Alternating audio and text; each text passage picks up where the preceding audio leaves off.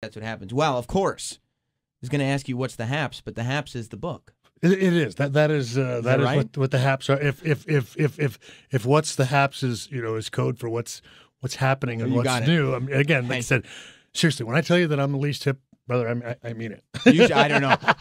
Triple H has had a lot more trouble with what's the Haps than you have, so you might be cooler than you think. Well, if it's sports related, I'm far beyond him. But I think if it's more mainstream, music and the entertainment industry as a whole, he's a little bit more ahead than I am. Well, it seems like you've kind of morphed not only as a persona, but you as a human being.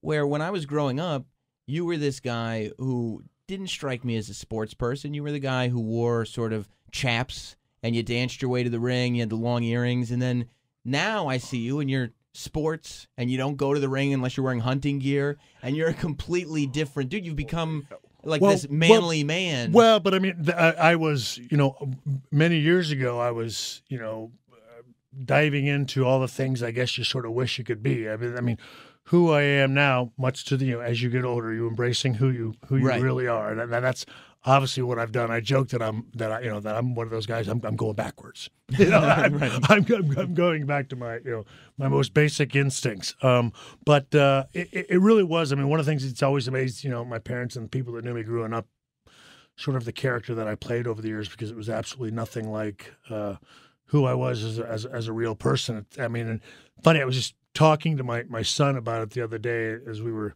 going to this event, that he's very comfortable in his own skin and going out and going to something by himself, going to an event by himself if he wants, and meeting people there and talking to folks and everything else. And I was telling him, like, gosh, when I was in high school, I couldn't get up in front of the class and read a book report. My voice would crack. Wow. And it always stunned everybody that I went and did what I did for a living and was so obnoxious at it. But is that why you were so obnoxious and abrasive? Part of it was, getting to pretend to be something I never was. And I just sort of dove into that. And I guess, unfortunately for me, I dove in so far that I sort of lost myself. But it was, an escape for me, I have to say. But at heart, you were always this Texas dude. Yeah. Well, I mean, that's where I was basically raised. I grew up in an Air Force family, but I've been in Texas since, I was 8 years old. And so, I was trying, dip and chew when I was 9 and 10 years old when I shouldn't have been, and stuff like that. Right. So, which, by the way, and hanging out at the 4-H and things of that nature. Yeah. Dip and chew, I still find, is a time-honored pro wrestling tradition that's just not on the TV aspect. Yeah, no, it is, and it's funny. I mean, I've since, thanks to Smoky Mountain, I've since kicked the habit, but it is. It's one of those things. You sit around for so long. You got to do something.